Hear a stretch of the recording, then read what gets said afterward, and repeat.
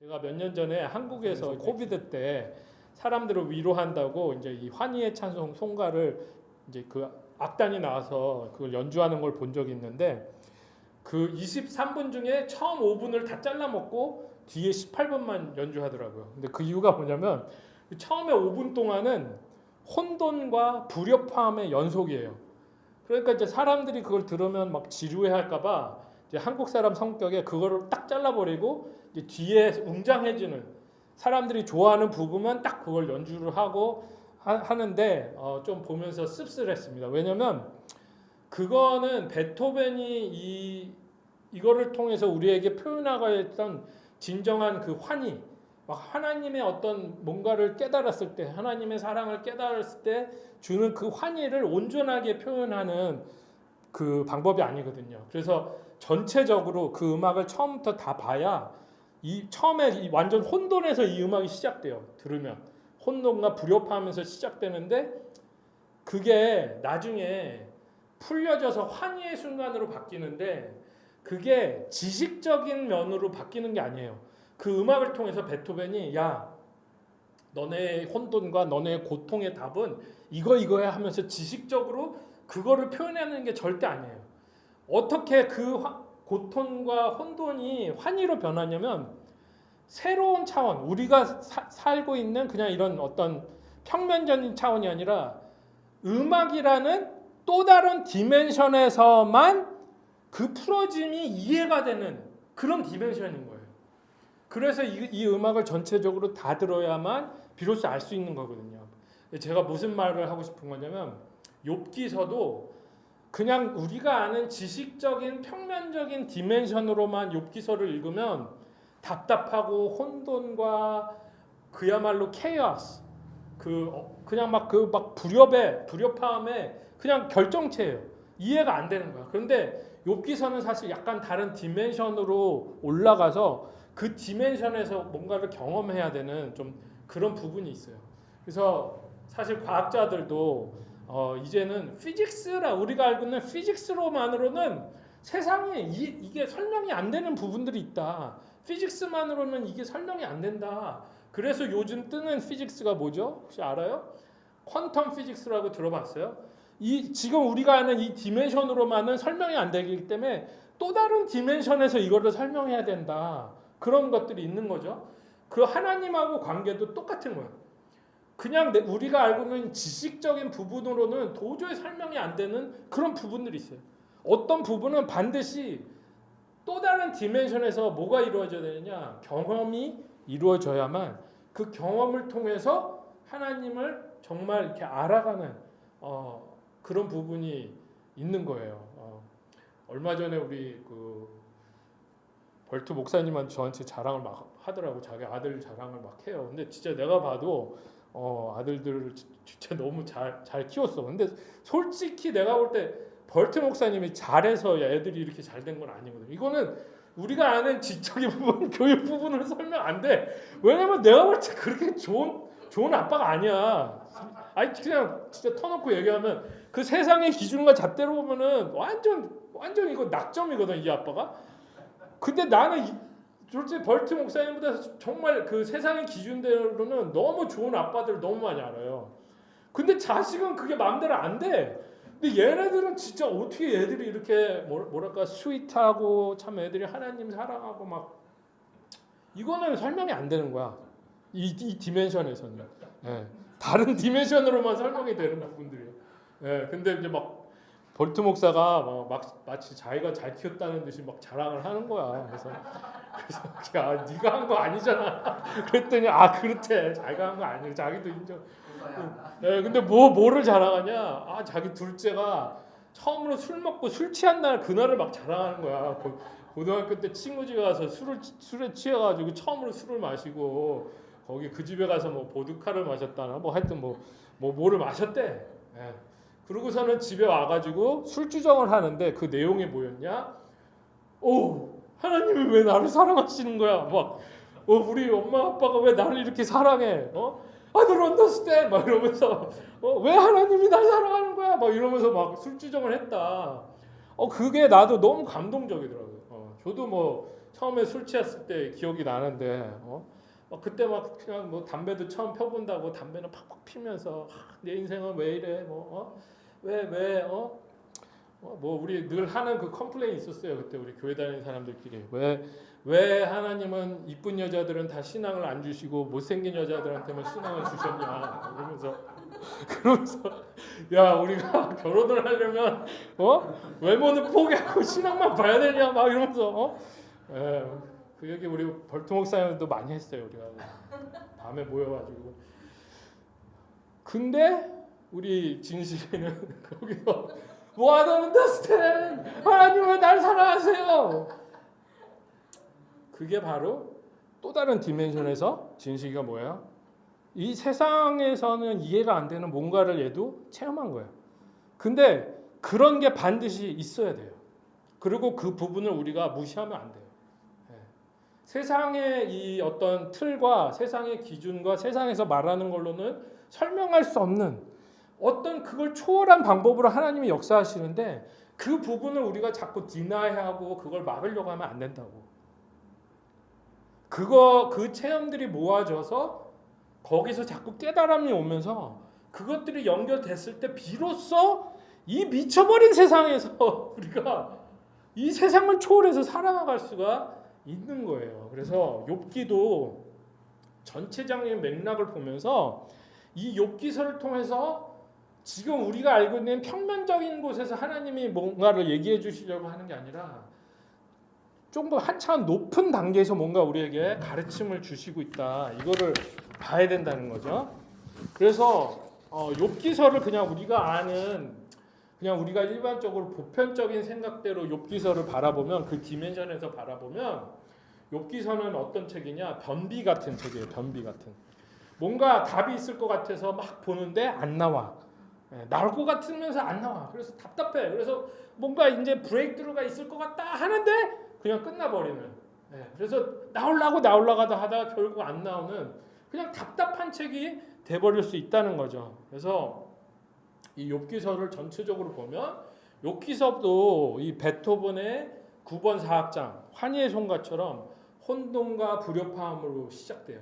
사탄이 하나님께 도전을 해오죠. 욥을 가지고. 욥은 몰라요. 지금 이런 일이 일어나거든요. 그냥 하나님 잘 섬기던 사람이었어요. 정직하고 악을 미워하고 성경에 보면 그냥 좋은 사람이었어요. 근데 어느 날 사탄이 하나님한테 도발을 해오죠.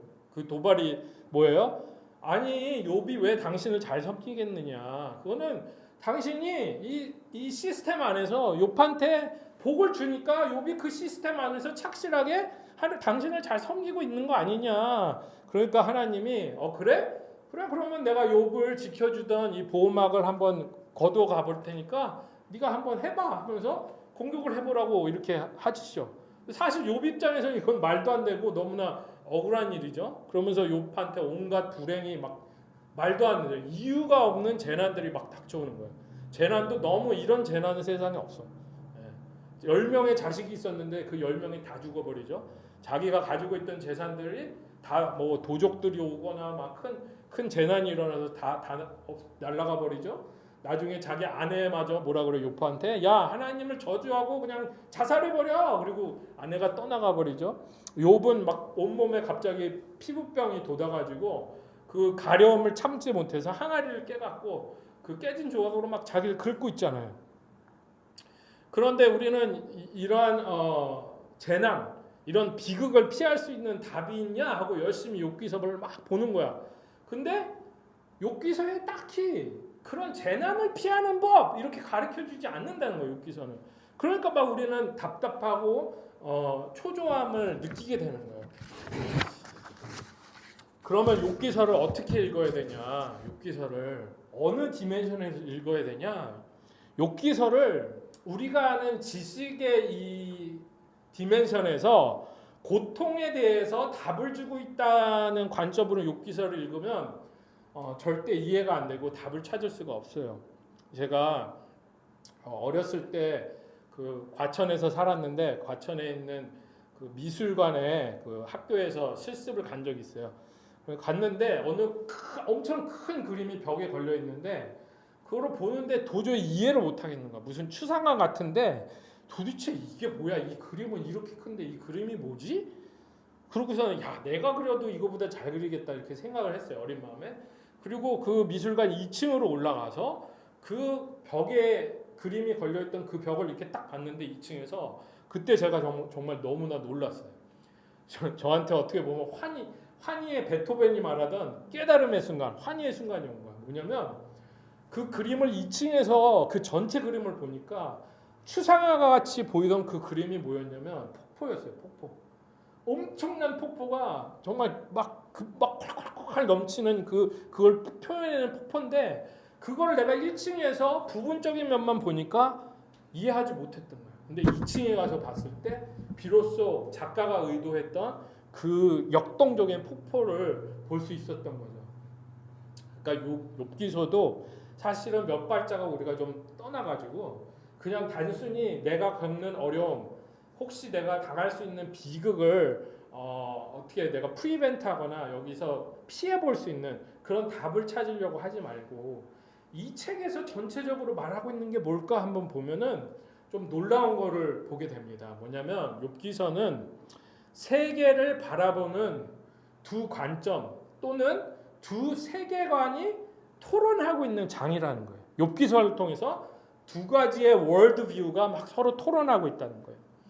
그러니까 욥기서는 고통을 피해가는 방법에 대한 책이 아니라 이 우주를 바라보는 관점, 하나님이 어떻게 이 세상을 지금 주관하고 계신가, 그거에 대해서 두 가지의 관점이 막 거기서 싸우고 있는 거예요. 물론 욥기서는 이유 없는 고통에 관한 질문으로 시작돼요. 근데 그거를 한꺼풀 파헤쳐다 보면 이거는 그냥 고통에 관한 보고서가 아니라 어떻게 이 세상을 바라볼 것인가, 어떻게 이 세상에서 우리가 무엇을 붙잡고 살아갈 것인가에 대해서 말하고 있는 세계관의 충돌이라는 거예요. 왜 하나님이 선한 사람들이 고통받는 것을 허락하시냐? 왜 나쁜 사람은 잘 살게 하고 우리 같이 이렇게 선한 사람을 억울하게 하시는 거냐? 이 질문으로 물론 욥기서가 이제 시작돼요. 그런데 이제 이 질문을 놓고 두 세계관이 나오는 거예요. 이거를 우리가 어떻게 설명해야 되느냐, 해석해야 되느냐? 왜 하나님이 선하신 자가 고통받는 걸 허락하시냐? 이거에 대해서 욥의 세 친구들 있죠. 욥이 이제 막 억울함을 당하면서 자기 몸을 피부병이 나서 그거를 막 항아리로 긁고 있는데 그때 세 친구들이 욥을 위로해 주러 와요. 좋은 친구들이죠, 사실. 아내마저 떠났는데. 그래서 욥 옆에서 며칠은 잘 있다가 이제 욥이 너무나 아프고 너무나 힘드니까 이제 막 헛소리를 하기 시작해요. 그렇죠? 예. 우리가 그런 거 이해해 줘야 돼. 때로 막 옆에 사람이 헛소리하고 그럴 때 그걸 이해할 수 있어요. 왜 그 사람이 헛소리를 할까? 아프니까 헛소리 하는 거지. 예. 안 아프면 헛소리 안 해. 뭔가 뭐 마음의 아픔이 있든 영혼의 아픔이 있든 그러니까 막 욥이 이제 막 횡설수설 하거든요. 그러니까 내가 욥을 잘라놓고 보면 안 된다는 게 이 욥기서를 가지고 우리가 큐티를 하잖아요. 그러면 이게 너무 말이 안 될 때가 많아요. 왜냐면 욥이 아파가지고 막 헛소리를 하고 있는데 그 부분만 잘라가지고 오늘의 양식하고 그걸 묵상하면은 뭐가 나오겠냐고. 그냥 미친놈이 미친 소리 하네. 이게 나오지. 거기서 뭔가 깨달음이 나오진 않거든. 그래서 욥기서는 사실 큐티로 하기에는 좀 어려운 책이에요. 그걸 부분적으로 보면 안 되기 때문에. 그러니까 막 욥이 이제 헛소리를 하니까 친구들이 자기 딴에는 욥을 도와주겠다고 욥의 상황이 왜 이렇게 됐는지 이제 설명을 하잖아요. 근데 그때 친구들이 하는 설명이 뭐예요? 야, 이 세상에 이유 없는 고통은 없다는 거죠. 이 세상에 이유 없는 비극은 없다. 네가 왜 이렇게 됐냐? 너한테 뭐예요? 숨겨진 죄가 있어서 그렇다. 이렇게 친구들은 이 세상을 이해하는 거예요. 이 세상에 이유 없는 비극이라는 건 없고 네가 이렇게 된 이유는 뭐다? 숨겨진 죄가 있어서 그렇다. 막 이렇게 얘기를 하니까 욥이 이제 막 그러면서 이제 너가 빨리 회개해. 네가 빨리 회개하면 할수록 하나님이 너를 그만큼 빨리 회복시켜 줄 거야. 빨리 너의 숨겨진 죄를 자백해. 막 이러잖아요. 그런데 욥은 그 말이 욥한테 전혀 도움이 되지 않죠. 왜냐면 욥이 주장하는 거는 내가 아무 죄도 없고 나는 완벽한 의인이다 이 말을 하는 게 아니라 지금 내가 당한 이 고통들과 이 비극들을 볼 때 내가 그만큼 그거를 당할 만한 그거를 디저브하는 어떤 죄나 악을 행한 적이 없다는 거예요. 그러니까 욥의 세 친구들이 주장하는 우주, 그 사람들이 주장하는 세계관은 뭐냐? 이 세계는 명백한 선행과 악행에 따라서 거기에 합당한 상금과 벌금이 나오는 포상과 벌금으로 돌아가고 있는 성과급 제도이다. 이 세상은 그렇게 하나님이 운영하고 있다. 이렇게 세 친구는 얘기하는 거고, 이 세 친구들이 또 주장하는 거는 이 우주의 법칙은 마치 자판기와 같다는 거예요. 밴딩 머신. 그래서 내가 이거 밴딩 머신에 이거를 원해? 그러면 그만큼 내가 돈을 집어넣고 그거를 누르면 그게 나오듯이 내가 하나님한테 이런 축복을 받고 싶어? 그러면 내가 하나님한테 요만큼 요렇게 봉사하면 이 축복이 나와. 지금 이 욥의 친구들이 주장하는 거죠. 이게 또 누가 이렇게 조정해요? 많은 교회에서 얘기하고 있는 거잖아요. 당신이 복을 받고 당신이 자식이 잘 되고 싶고 부부가 어쩌고 저쩌고 하면 이렇게 와서 교회 몇 번 와서 이거 몇 번 하고 이거 세미나 몇 번 받아보고 뭐 어쩌고 저쩌고 하면 이렇게 복을 받습니다. 맨날 하는 얘기잖아요. 그게 딱 욥의 세 친구들이 하는 거예요. 너가 이렇게 하면 요런 복이 떨어져. 요렇게만 하면. 그쵸? 근데 반대로 또 뭐야? 너가 요렇게 하지 않으면 뭐야? 너한테 벌이 임해. 그러니까 네가 이 벌이 무서우면 이렇게 해야 돼. 그래서 단금과 채찍으로 막 사람들을 어떤 그 원하는 틀 안에서 행동하게 만드는 거잖아요. 그거를 우리는 또 다른 말로 뭐라고 하냐? 종교주의라고 하는 거예요. 종교주의. Spirit of religion. 그렇죠? 우리가 하나님 믿으면서 정말 조심해야 될 것이 바로 종교의 영의 Spirit of religion. 하나님은 우리 진식이를 종교인으로 부르시는 게 아니야. 진식이 보고 야 네가 좋은 종교인이 돼서 내가 원하는 이 시스템 안에서 네가 이런 거 잘하고 이런 거 하면 내가 이런 복을 주고 너가 정말 특별히 너한테는 얼굴도 이쁘고 신앙도 좋은 여자를 내가 결혼하게 해줄게 막 이런 게 아니야. 하나님이 진식이한테 원하는 건 종교인이 되기 원하는 게 하나님은 I want a relationship. 릴리전이 아니라 릴레이션십을 원하시는 거죠. 근데 릴레이션십이라는 거는 어떤 그런 시스템이나 우리가 아는 그런 지식적인 디멘션 안에서 이루어지지 않아요. 릴레이션십은 항상 뭐예요? 경험의 그런 어떤 또 다른 디멘션에서 말로는 다 이해할 수 없고 말로는 다 표현될 수 없는 또 다른 디멘션에서 이루어지는 거죠. 그러니까 진식이가 어떤 그런 하나님과 릴레이션십을 경험하니까 I don't understand this. 그런 막 술주정이 나는 것처럼 내가 이거 왜 나한테? 하여튼 비슷해 두 아들이. 사실은 첫째 아들도 그랬거든. 한번 태식이도 어느 날 이렇게 밥 먹고 싶다 그래서 찾아왔어요. 그래서 밥 사주고 기도 우리 같이 하자. 그래서 그래요. 그래서 같이 기도를 하는데 얘가 기도를 같이 하다가 진짜 성령 충만을 받은 거야. 얘가 막. 그러니까 얘가 막 성령 충만을 받으니까 걔 입에서 바로 나온 고백이 뭐였냐면 I don't understand 막 이러더라고. 그러면서 왜 하나님은 날 사랑하는지 모르겠다고. 그러면서 막 굳이 안 해도 되는데 자기가 잘못한 죄를 막 다 나한테 얘기를 해주더라고. 굳이 난 듣고 싶지 않은데 근데 자기가 이것도 했고 이것도 했다. 근데 왜 하나님은 자기를 사랑하니? 그게 사랑이에요. 그게 관계예요. 하나님. That's God. That's who you are experiencing. You don't have to deny it. You don't have to repress it. 오히려 어때요? 그런 하나님과의 그런 어떤 모멘트. 이거는 진짜 내가 한 게 아닌데 하나님이 하셨네? 하나님이 해주셨네? 이 깨달음의 순간이 저는 베토벤이 말하는 환희의 순간이 아닐까요? 그 환희의 성가에 나오는 정말 환희의 순간.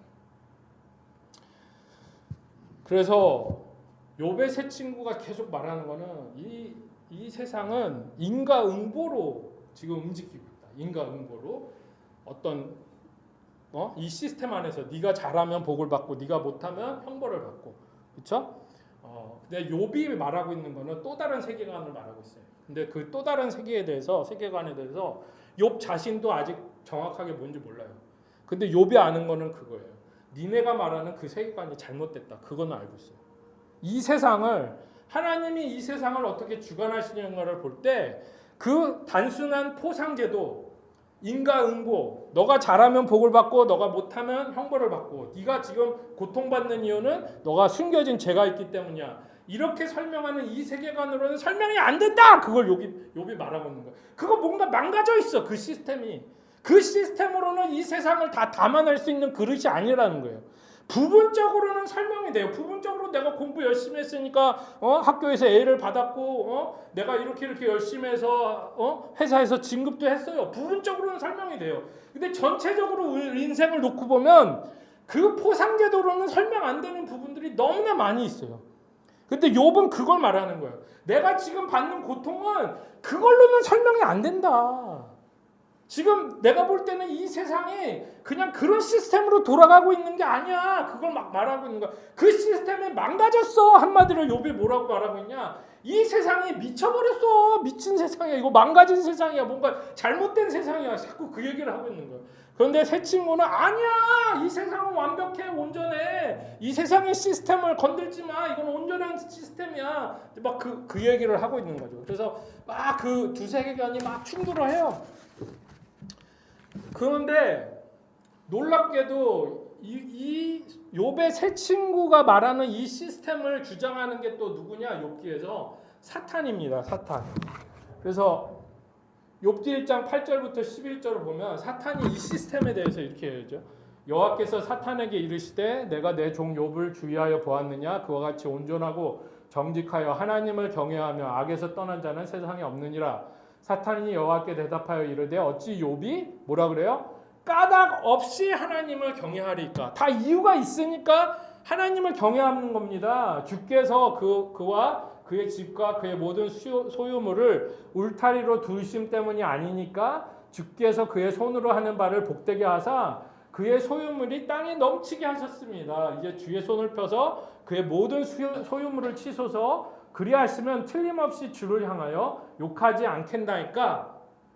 하나님이 야, 욥 같은 사람이 없어. 그러니까 사탄이 뭐래요? 욥이 당신을 사랑하고 당신과의 관계, 릴레이션십을 유지하는 이유는 딱 하나라는 거예요. 이 시스템 안에서 욥이 잘하니까 당신이 욥을 축복 주니까 욥이 그걸 보고 내가 잘하면 하나님이 축복 주시네. 그걸 보고 그 축복을 받기 위해서 잘하고 있는 거예요. 만약에 하나님이 그 축복을 가져가면 이 시스템을 망가뜨리면 욥은 반드시 당신을 저주하고 당신과의 관계를 끊어버릴 겁니다. 이렇게 얘기하잖아요. 사탄이 주장하는 세계와 어떻게 보면 이 욥의 새 친구가 말하던 세계관이 같은 세계관인 거예요. 오직 컨트랙이야. 모든 릴레이션십이 다 계약이야. 계약.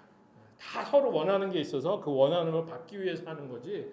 그게 만약에 제대로 작동하지 않으면 그거를 초월한 관계는 인간사에서 없을 수 없다. 그걸 보면 이제 그런 얘기들을 하고 있는 거죠.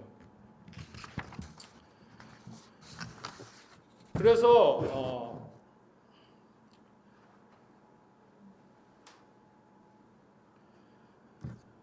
근데 이거를 좀 깊이 생각해 보면 이 세상에 있는 모든 종교도 사실 이 시스템에 대해서 말하고 있어요. 인과응보라 그러죠. 불교에서는, 힌두교에서는, 불교와 힌두교에서는 이 인과응보, 포상과 벌금 제도로 철저하게 무장되어 있어요.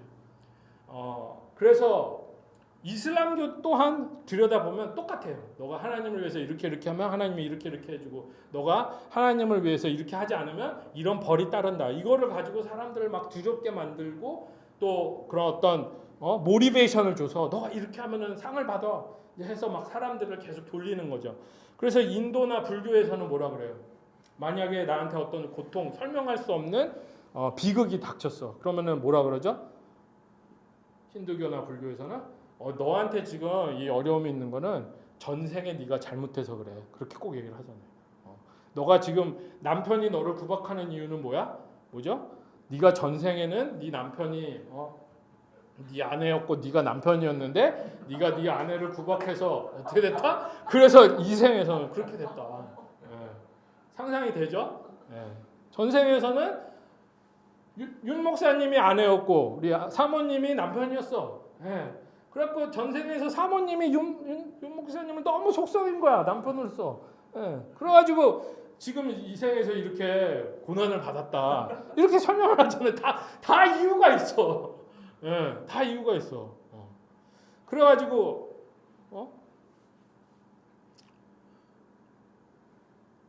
그런데 이런 사상이 교회 안에도 똑같이 들어가 있잖아요. 그래서 우리는 그걸 뭐라 그래요? 기복신앙이라고 말하죠. 그래서 교회에서 원하는 것들을 해주면 복을 받을 거고 교회에서 원하는 어떤 그런 규범을 지키지 못하면 형벌이 임한다. 이런 식으로 이제 사람들을 종교인들로 만들어 보는 거죠. 그런데 욥은 계속 주장하는 게 이 논리적으로 보이는 이 인과응보의 제도는 결함이 있다. 우주를 돌아가는 원리를 인과응보라는 이런 사상의 그릇 안에 이걸 다 담을 수가 없다. 그 얘기를 계속 하고 있는 거예요. 그러면서 이제 욥이 슬슬 미쳐가는 거예요. 친구들은 막 이런 얘기하고 자기 말 아무도 안 들어주고 자기는 아픈데 하나님은 느껴지지 않고 그러니까 욥이 막 미쳐가잖아요. 그래서 욥기서 10장 9절을 보면 하나님 기억하소서 주께서 나를 흙으로 지으지 않으셨습니까? 이 말을 이 뭐냐? 하나님 나 이렇게 연약한 존재예요. 나 흙으로 만들어진 연약한 존재예요. 내가 뭐 무슨 타이타늄이나 뭐 플래티늄으로 만들어진 게 아니라 흙으로 만들어진 연약한 사람입니다. 나 좀 살려주세요. 막 이렇게 얘기하고 있는 거예요. 근데 하나님이 안 나타나. 그러니까 욥이 어떻게 해요? 막 이제는 막 불평을 하기 시작하는데 하나님에 대해서 직접적으로 불평하면은 이제 욥이 그거는 좀 아닌 것 같으니까 살짝 돌려서 불평하죠. 뭐라고 불평해요? 하나님 왜 나를 태어나게 하셨나요? 우리 딸이 옛날에 그 얘기 많이 했어. 엄마 아빠는 왜 나를 태어나게 했어? 막 공부하기 싫으면 하나님 왜 나를 태어나게 하셨나요? 막 이러면서 그러다가 이제 더 나가서 욥이 막 너무 빡치니까 그때서부터는 자기 생일을 막 저주하죠. 내 생일날이 저주받을지어다 막 하나님을 저주는 안 해요. 근데 막 생일날을 막 저주하죠. 막 횡설수설해. 그러니까 욥의 세 친구들은 계속 욥 보고 아니야 네 말이 틀렸어. 너가 숨겨진 죄가 있어서 그래. 이 시스템은 완벽해. 막 얘기를 하니까 욥이 막 더 열받죠. 그러다가 짜잔 진짜 하나님이 나타나. 그게 욥기서 38장이에요. 38장에 하나님이 딱 나타나세요. 그때에 여호와께서 폭풍우 가운데서 욥에게 말씀하여 이르시되 무지한 말로 생각을 어둡게 하는 자가 누구냐? 너는 대장부처럼 허리를 묶고 내가 내게 묻는 것을 대답할지니라. 내가 땅에 기초를 놓을 때 내가 어디 있느냐? 내가 깨달아 알았거든 말할지니라. 누가 그것의 도량법을 정하였는지 누가 그 줄을 그것 위에 띄었는지 내가 아느냐? 자, 욥이 막 미쳐가면서 막 자기 생일을 저주하고 막 횡설수설하는데 하나님이 나타나셨어 마침내. 그렇죠? 근데 하나님이 나타나실 때 너무 무섭게 나타나셔. 그러면서 욥한테 야, 너 벨트 똑바로 매, 자세 똑바로 해, 막 이러면서 그러면서 너 나한테 대답해봐, 막 이러면서 욥이 도저히 알 수 없는 것들에 대해서 막 질문을 하시는 거야. 야, 너 내가 이 땅을 만들 때 땅에 기초를 넣을 때 내가 땅에 기초를 어떻게 넣는지 알아? 모르지 당연히. 야, 너는 내가 파도를 어떻게 치게 하는지 알아? 모르지 당연히. 막 그러면서 별의별 걸 다 물어보세요. 너는 타조가 어떻게 움직이는지 알아? 몰라요. 너는 바다의 레비아탄이라는 그 생물에 대해서 알아? 몰라요. 다 모르는 얘기를 38장부터 41장까지 계속 얘기해. 그러면은 우리가 딱 고기만 놓고 보면 하나님 지금 정말 열받았다 이렇게 느끼잖아요. 당연하게. 그렇지? 그리고 또 우리가 새 친구에 대해서 어떻게 느끼겠어? 새 친구들이 한 말이 맞구나. 욥이 뭔가 잘못을 해서 숨겨진 잘못이 있어서 하나님이 욥을 이렇게 다그치나 보다. 그러면서 이제 하나님이 새 친구들에 대해서 칭찬해 주시겠구나. 왜? 이 새 친구들은 이 시스템 안에서는 너무나 완벽한 종교인들이에요. 그렇죠? 너무나 완벽하게 교회를 치자면 그 교회에서 원하는 것들을 다 행하고 원하는 대로 행동하고 생각하고 말하는 사람들이야. 그러니까 우리가 딱 느껴지는 게 이제 하나님이 욥 엄청 혼내시고 이 새 친구는 칭찬을 하시겠구나. 이게 예상되는 전개예요. 그런데 그러면서 이제 42장 마지막 장으로 가죠.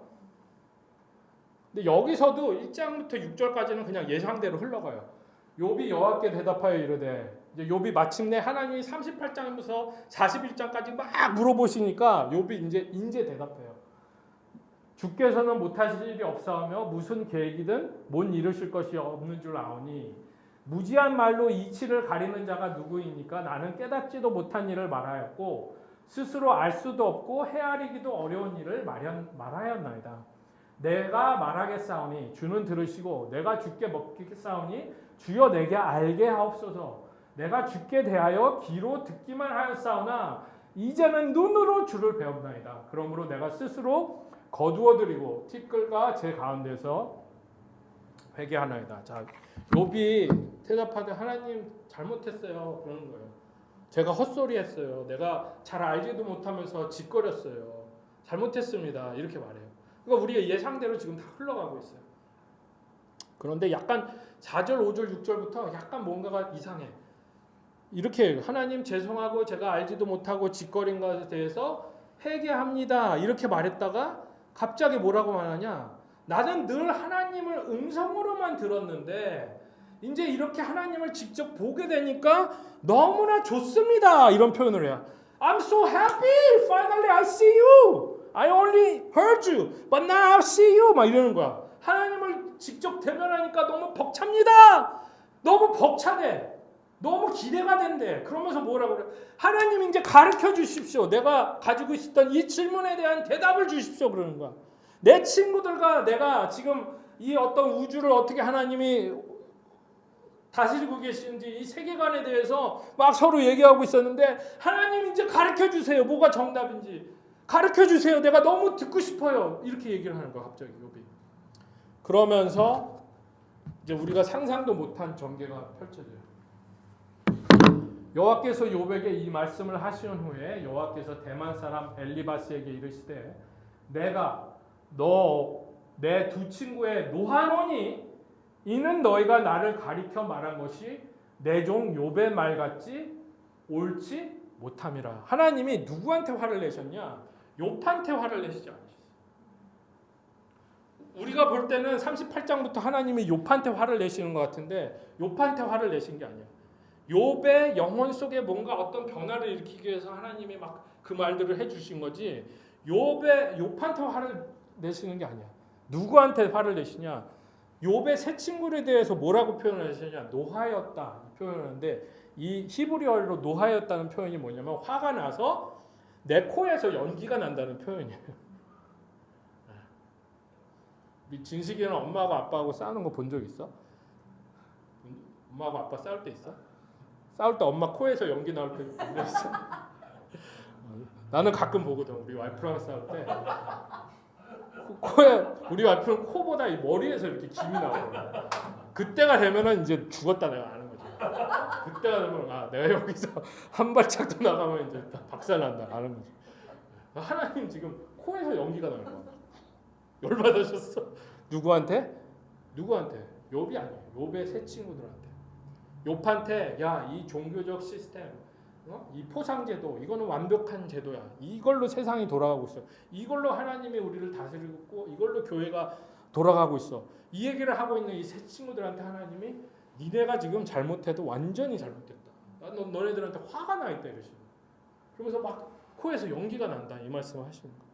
그러면서 뭐라 그러냐? 8절. 그런즉 너희는 수소 7숙련과 7을 가지고 내 종 욥에게 가서 너희를 위하여 번제를 드리라. 내 종 욥이 너희를 위하여 기도할 것인즉 내가 그를 기쁘게 받으리니 너희가 우매한 만큼 너희에게 갚지 아니하리라. 이는 너희가 나를 가리켜 말한 것이 내 종 욥의 말같이 옳지 못함이라. 뭐라고 얘기하냐? 욥이 제대로 말하고 있었어 이 자식들아. 그리고 이 세 명의 종교인들에 대해서는 내가 노하였지만 니네들이 무식해서 그런 걸 내가 알기 때문에 너네들을 내가 벌하지 않고 용서해 줄 텐데 그 용서해 주는 방법은 뭐냐? 니네가 먼저 욥에 가서 사과하고 욥으로 니네가 드려야 될 제사를 욥이 제사를 드리면서 용서를 구하면 내가 너희 셋을 용서해 주겠다. 이렇게 얘기해요. 그러니까 하나님은 사실 욥도 사랑하시지만 이 세 친구도 사랑하시는 거예요. 세 친구를 버리시는 게 아니죠. 그런데 이 세 친구들이 지금 너무나 잘못된 시스템 안에서 잘못된 생각을 가지고 막 살아가고 있으니까 좀 강하게 깨닫게 하시는 거예요. 니네들 정신 차려. 그렇게 하면 안 돼. 욥한테 가서 빨리 사과하고 욥이 한 말이 뭐라고? 욥이 나를 가리키러 말하는 것이 옳았다는 거예요. 욥이 제대로 말을 했다는 거예요. 그러면서 이제 욥기가 이렇게 결국은 끝이 나잖아요. 여기서 욥이 뭐를 잘 말했다는 거죠? 바로 하나님은 우리가 생각하는 이 인과응보, 포상과 벌금 제도로 이 우주를 운행하는 것이 아니다 이 말이에요. 부분적으로는 다시 말해서 부분적으로는 포상과 벌금 제도가 설명할 수 있어요. 이 세상 부분적으로. 근데 이 세상 전체를 다 그걸로 설명하려고 담아보면 담기지가 않는 거예요. 또 다른 디멘션이 필요하다는 거예요. 마치 피직스에서 퀀텀 피직스가 있듯이 우리가 생각하는 어떤 종교, 우리가 생각하는 하나님과 관계를 볼 때 그냥 단순히 내가 잘하면 하나님이 복 주고 못하면 벌 받고 이거를 떠나는 또 다른 디멘션에서 어떤 체험이 일어나야 된다는 거죠. 여러분 만약에 온 우주가 욥의 세 친구와 또 사탄과 여러 우리 목사님들, 종교인들이 주장하는 것처럼 불교나 힌두교에서 주장하는 것처럼 철저하게 인과응보, 포상과 벌금으로 돌아가면 여러분은 행복하실 것 같아요? 그런 세상이 있다면 그 세상이 정말 낙원일까요? 어떤 분은 그래요. 나는 그냥 공평하게만 했으면 좋겠어. 그냥 공평하게 했으면 나는 그게 천국이야. 내가 그냥 딱 일한 대로만 받고 내가 잘못하면 잘못한 만큼만 벌 받고 그게 너무나 완벽한 세상일 것 같아. 여러분 그렇게 생각하세요 정말? 많은 분은 그렇게 생각하죠. 얼마나 좋네. 그거 공평하네. 너무 좋네. 그렇잖아요. 제가 젊었을 때 한번 이런 적이 있어요. 한국에서 한국을 방문하고 있을 때인데 그때 너무 억울한 일이 있었어요. 너무 억울해. 억울해가지고 막 분을 삼키지를 못하겠어요. 밤에. 그래갖고 잠도 안 오고 막 밖에 이제 비가 오는데 한국 여름에 소나기 막 장마. 날씨는 후덥지근하고 집에 에어컨도 제대로 안 되고 짜증은 엄청 나고 그래가지고 이 밤에 친구들 만나서 그냥 얘기나 해야겠다 하고 친구들한테 전화를 돌렸어요. 밤 11시, 11시 반. 근데 아무도 안 오겠대. 비 오고 밤에 너무 늦어가지고 안 오겠대. 나보고 야 그냥 자 오늘 너무 늦었어. 그래가지고 더 열받았어. 야 내 친구들이 의리가 이 정도밖에 안 되나? 이 밤에 내가 힘들어서 좀 만나자는데 아무도 안 만나줘. 그래가지고 혼자 나갔어요. 혼자 나갔는데 이제 보통 우리 젊었을 때 객기 있잖아. 막 이렇게 막 열받고 비 오고 그러면 어떻게 해요? 우산 안 갖고 그냥 나가는 거예요. 나가서 비를 막 맞으면서 그 밤에 막 그 밤길을 걷는 거죠. 그래서 명동 거리를 막 비 맞으면서 걸었어요. 아우 막 이러면서 막 뭐라 그랬냐면 불공평해 막 이러고 있었거든. 근데 이게 그 환희의 순간이라는 게 하나님이 세상에서 생각하는 방법을 초월해서 나를 만나준다는 순간이라는 게 그게 내가 원할 때 이루어지는 게 아니더라고. 그리고 내가 예상했던 그 시간에 나타나는 게 아니야. 그렇지 않아요? 어쩔 때는 막 이빨을 닦고 있다가 갑자기 하나님 음성이 들릴 수도 있고 많은 경우 화장실에 앉아있다가 갑자기 깨달음이 올 때 있잖아요. 화장실에 앉아있다가 갑자기 그게 그거였구나. 하나님이 그 말씀하시는 거구나. 그것처럼 막 불공평해! 막 비 맞으면서 불공평해! 막 이러고 밤에 아무도 없었어. 그래서 막 소리 지르면서 막 이러고 있는데 하나님 음성이 들렸어요. 진짜 그때 하나님이 뭐라 그랬냐? 그래? 너는 공평을 원해? 그러시더라고. 내가 막 불공평해 하니까 하나님 너는 공평을 원해? 그러시더라고. 그래서 공평을 원해요! 그랬지. 그때 하나님이 또 음성 주신 거야. 그래? 공평한 걸 원하면 너는 예수를 절대 가질 수 없다. 딱 이 말씀이시더라고. 공평한 걸 원하면 너는 예수를 가질 수가 없다. If you want fairness, you can never have my son Jesus. 그때 내가 정말 망치로 딱 맞은 거야. 내가 생각해보니까 이 세상에서 제일 불공평한 일이 뭐였죠? 예수님이 아무 죄 없는 예수님이 나를 위해서 돌아가셨다. 그게 이 세상에서 제일 불공평한 일이잖아요. 그래서 내가 정말 공평한 거를 따진다면 절대 예수를 가질 수가 없는 거야. 왜냐하면 나는 가질 자격이 절대 안 되는 거야. 그러니까 우리는 공평한 세상을 말할 때 내가 받지 못한 것, 내가 억울한 것만 생각하지 내가 잘못해서 나는 절대 갈 수 없는데 그거를 갈 수 있게 되고, 내가 잘못해서 절대 받을 수 없는 거를 받게 되고, 내가 잘못해서 절대 누릴 수 없는데 그걸 누리게 되는, 그거에 대해서는 전혀 생각을 안 해본 거예요. 완전히 이 세상을 보는 눈이 거꾸로 돌아가게 된 거죠. 그러고 나니까 너무 감사할 게 너무 많은 거예요. 그 불공평한 그 시츄에이션에서 이걸 거꾸로 돌아보니까 너무나 감사해야 될 게 많았던 거예요. 그냥 모든 게 다 공평한 세상, 그런 세상 좋죠. 그런데 얼핏 보면은 천국 같던 그 세상이 이유 없는 고통이 없어지니까 너무 좋잖아요. 그런데 우리가 정말 치명적으로 간과하고 있는 게 뭐냐? 이유 없는 고통이 없는 세상에서는 이유 없는 축복도 없어진다는 거예요. 이유 없는 축복도 없어진다는 거예요. 여러분, 만약에 이유 없는 축복을 다른 말로 우리가 풀으면 그걸 한 글자로 뭐라고 말할 수 있을까요? 진시가 뭐라고 말할 수 있을까? What can we call this? 은혜라는 거예요. 은혜. Grace. 이유 없는. The thing that you, when you are drunk, that you were wondering about. It's called grace. I didn't deserve it. I didn't do anything to cause it. But God gives to me anyway. He gives to you anyway. That's grace. 오직 은혜를 우리가 정말 깨달았을 때, 이 불공평함과 불공정함과 이 정말 많은 그 비극과 이 모든 것이 그 은혜라는 그릇 안에 담겨지면, 그때는 어떤 우리가 지적인 면에서 그걸 답을 얻게 되는 게 아니라 지적인 면을 뛰어난 다른 디멘션에서 그 문제들이 해결되는 거야. 마치 베토벤의 그 9번 교향곡 4악장은 그냥 우리가 지식적으로 그 환희의 찬송, 환희만 원해 이렇게 하면 절대 그걸 경험할 수 없어요. 그 환희를. 근데 그 전체적으로 그 혼돈과 막 그 케이오스와 처음에 불협화음을 거쳐서 지식으로 해결되는 게 아니라 음악적인 그 디멘션에서 이게 하나하나 불협화음이 화음으로 바뀌어간대요. 저도 뭐 잘 모르는 디멘션이긴 한데 어떻게 보면 우리 사모님은 잘 아실 수 있는데, 그래서 그게 천재라는 거야. 그 모든 케이오스와 불협화음이 음악 안에서 그게 화음과 어떤 환희로 바뀌어간대. 근데 그거가 되는 거는 이 디멘션에서는 안 돼. 이 포상제도, 이 인간응보 이걸로는 안 돼.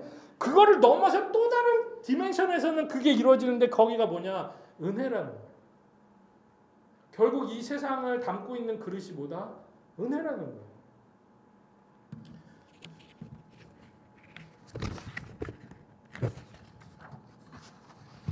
이런 어떤 그 진짜 이게 은혜구나, 그거를 경험하는 순간이 정말 환희의 순간인 거죠. 응? 나는 분명 이 세상의 잣대와 어떤 그 룰로 재면은 하나님의 진노를 받아야 마땅할 존재인데, 그 기준에 못 미치는 기준 미담에도 불구하고 그걸 초월해서 나를 만나 주시는 하나님의 은혜, 그 은혜를 경험하고 체험하고 깨닫게 될 때 이 미쳐버린 세상에서 미치지 않고 이 세상을 초월한 존재로 거듭나게 되는 거예요. 로마서 5장 8절, 우리가 아직 죄인 되었을 때 그리스도께서 우리를 위하여 죽으심으로 하나님께서 우리에 대한 자기의 사랑을 확증하셨느니라. 이 자판기와 같은 포상과 벌금 제도를 초월해서 우리를 초청하고 우리를 만나주시는 하나님과의 관계를 또 다른 말로, 은혜 말고 다른 말로 또 어떻게 표현할 수 있느냐? 그거를 뭐라고 얘기해요? Unconditional love. 조건 없는 사랑. 조건 없는. 우리는 말로 지식적으로는 알아요. 조건 없는 사랑. 근데 그거를 정말 어떤 깊이 깨닫고 체험하게 된 그 순간이 있어요. 그 순간들이 모아져야만 이 미쳐버린 세상에서 우리가 이겨낼 수 있는, 이 세상을 초월해서. 세상이 내 맘대로 안 돌아가고 세상이 내가 생각한 대로 안 돌아가고 세상이 내가 볼 때 너무 불공정해도 그거를 다 초월하는 어떤 그런 순간이 있어요. 어떤 때? 그 조건 없는 사랑을 만날 때, 체험할 때, 깨닫게 될 때. 그런 어떤 그 순간이 저는 베토벤이 그 귀머리가 됐음에도 불구하고 그 사람 내면에서 뭔가 그 순간이 찾아왔던 것 같아요. 그래서 환희의 son가라고 Ode to Joy, Tribute to Joy라는 거지. Symphony 9, Movement 4 그거를 쓰게 된 게 아니라 결국 그 환희의 순간들이 우리 삶 속에 계속 이어졌으면 좋겠어요. 그리고 그 순간들이 모아졌을 때 비로소 정말 우리가 어떤 힘을 발휘할 수 있게 되는 것 같아요. 믿음의 힘을. 교회가 교회돼가지고 교회가 살아날 수 있는 방법이 결국 그건 것 같아요. 은혜라는 그릇 안에 담겨서 그 순간순간들이 이어져 갈 때 생각지도 못한 순간에 하나님의 사랑을 경험하는 그런 순간들이 왔으면 좋겠어요. 저는 그런 순간을 언제 경험했냐면 고등학교 3학년 때 대학교 가기 전인데 뭐 고등학교 3학년이 뭐 그렇게 뭐 고민이 있냐 할 수 있는데 그때 나름대로는 나한테 고민이었는데 지금 생각해 보면 별거 아닌 고민이에요. 뭐 그런 뭐 되게 유치한 고민들 있잖아. 왜 여자애들은 나한테 관심이 없을까? 뭐 이런 되게 유치한. 왜 나보다 못생긴 애가 여자친구는 사귀었을까? 좀 약간 내가 볼 때 저놈 새끼 날라리인데 제가 왜 우리 교회에서 제일 이쁜 여자를 사귀었을까 막 되게 유치한 말도 안 되는 진짜 좀 너무 그런 정말 그런 고민 속에 막 이제 교회 그 방이 하나 있는데 이렇게 2층에 그 방에서 이렇게 커튼으로 숨었어요. 제가 커튼을 이게 창문이 있으면은 커튼을 내 뒤로 해서 내 등을 커튼으로 가리고 창문이 있으면 창문을 딱 거기 붙여서 창문 밖을 보고 있는 거야. 그냥 왜 외로워서 그냥 내가 외롭고 내 처지가 그냥 좀 그렇고 좀 뭐 나름대로 그때 어떤 뭐 그냥 그런 어려움이 있었어요 마음에. 그래서 그냥 처량하게 아무 생각 없이 밖을 보고 있었거든. 밖을 보고 있었는데 뭐 그때 내가 기도를 한 것도 아니고 솔직히 뭐 그때 뭐 말씀 묵상을 하고 있었던 것도 아니야. 종교적인 어떤 행위를 하고 있었던 게 아니라 그냥 나는 마음이 힘들어가지고 그냥 창문 밖을 교회에서 보고 있었어. 근데 그때 그 이후로는 이런 체험이 없었는데 정말 하나님의 음성이 들렸어요. 어디블하게. 정말 이렇게 여러분이 저한테 말하듯이 제가 여러분한테 어디블한 하나님의 음성이 들렸는데 어떻게 들렸냐? 창문에 가만히 있는데 밖에는 그냥 날씨 좋은 LA 날씨예요. 바람도 안 불고 햇볕 짱짱하고 갑자기 바람이 이 옆에서 확 불어왔어요. 옆에서 확 불어와가지고 내 여기 이 심장을 관통해서 배와 심장을 관통해서 옆으로 싹 가더라고. 이렇게 슉 가면서 그러면서 음성이 들렸어요. 이 하나님이 나한테 3번 말을 해주시더라고. Trust me, trust me, trust me. 왜 한국말로 안 하고 영어로 하셨는지 모르겠어요. 이렇게 영어를 잘하는 사람이 아니었는데 아마 그때 막 SAT 공부하느라고 영어 단어를 많이 하니까 공부하라고 그러셨는지 쭉 하면서 trust me, trust me, trust me 다 이렇게 말씀해 주시는데 나는 정말 이 세상에서 그렇게 젠틀하면서도 그렇게 파워풀한 음성을 들어본 줄 모르겠어요. 정말 온몸에 전율이 돌았어요. 전율이 돌면서 막 닭살이 돋고 그러면서 에어컨이 켜졌나? 선풍기가 켜졌나? 방에 다 꺼져 있어요. 어디선지 모르는 바람이 갑자기 나타나서 나를 관통해가면서 하나님의 음성이 들렸다.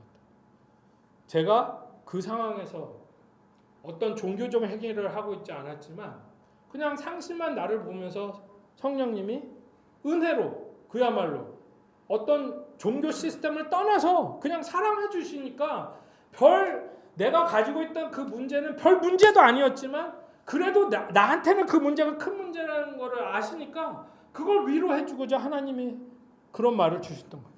Trust me, trust me, trust me. 네. 그게 저한테는 어떤 환희의 순간이었고 아까 말씀 드린 것처럼 그 비 오는 날 명동에서 혼자 밤 12시에 막 불공평하다고 소리를 치고 걷고 있는데 그때도 내가 종교적인 행위를 한 게 아니죠. 사실은 야단을 맞아야 될 시간이잖아. 그때 깨달음을 주죠. 너 그렇게 공평한 것만 찾다가는 예수님을 못 만난다. 내 아들을 만나려면 공평한 것만 찾으면 안 돼. 그래서 그런 제가 우리 윤 목사님 가정을 볼 때 참 여기는 그런 환희의 순간들, 인간의 어떤 지식, 종교적인 룰로 시스템으로 설명 안 되는 은혜가 넘치는 가정이구나. 그래서 한편으로는 되게 부러워요.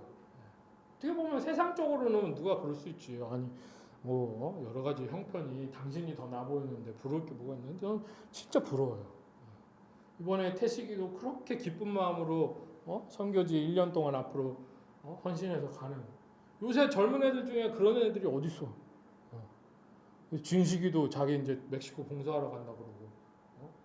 세상에 술 먹고 여자 타령 안 하고 하나님이 왜 나를 사랑하는지 모르겠다 이런 말을 하는 이런 영혼의 소유자가 어디 있어 세상에. 그러면 저렇게 말도 안 되는 아들이 나올 수 있냐? 이건 설명이 안 돼. 이건 우리가 아는 피직스로 설명이 안 돼. 퀀텀 피직스로 가야 돼. 그 퀀텀 피직스에 뭐로 가야 돼? 은혜로 가야 돼. 은혜. 그래서 그런 환희의 순간이 우리 또 특히 사모님한테도 넘쳐났으면 좋겠다. 매 순간마다 전혀 생각지도 않았을 때마다 하나님이 날 도와주셨네. 하나님이 날 지켜주셨네. 이건 하나님이 해주셨네. 그런 순간들이 많이 모여가지고 앞으로 하시는 뭐 어떤 일이 되셨다. 그 일들 속에 그 기쁨과 진짜 베토벤이 그 표현하지 했던 그 환희의 성과가 정말 사모님 삶에도 정말 넘쳐났으면 좋겠다. 그런 바람을 가지고 오늘 말씀을 나눴습니다. 기도하겠습니다. 하나님, 우리 이렇게 사랑하고 하나님께서 우리 불러주셔서 너무나 감사합니다. 하나님, 우리 삶 속에 세상에서 말하는 과학과 세상에서 말하는 철학으로는 도저히 설명할 수 없는 하나님의 은혜가 너무나 많습니다. 하나님, 우리가 이 은혜를 자꾸 무시하고 이 은혜를 감추려고 하는 것이 아니라 오히려 이 은혜들을 귀중하게 생각하고 오히려 더 이 은혜들을 사모해서 우리 삶 속에서 늘 이런 은혜들이 넘쳐나는 그런 삶이 되기를 원합니다. 하나님, 우리 생명나무 교회를 축복합니다. 우리 윤 목사님 이 가정을 축복합니다. 이 가정 속에 매일매일 삶 속에서 정말 이 어떤 폭포수처럼 터져나오는 샘물처럼 터져나오는 하나님의 은혜가 넘치게 하여 주시고 특히 우리 진식이 삶 속에서 앞으로 하나님 정말 그 진로를 놓고도 기도하고 있고 또 신앙생활을 어떻게 해나가야 되는지 그 삶을 놓고 많이 고민하고 기도하고 있습니다. 이 과정 속에서 하나님이 우리 진식이를 깊이 만나 주시고 젊었을 때 저와 윤 목사를 만나 주셨듯이 진식이 또한 그런 체험이 있게 되길 원합니다. 과학적으로는 설명할 수 없는 하나님의 사랑과 하나님의 능력과 하나님의 은혜가 경험되는 체험되는 그런 진식의 삶이 되도록 축복합니다. 예수의 이름으로 기도합니다. 네.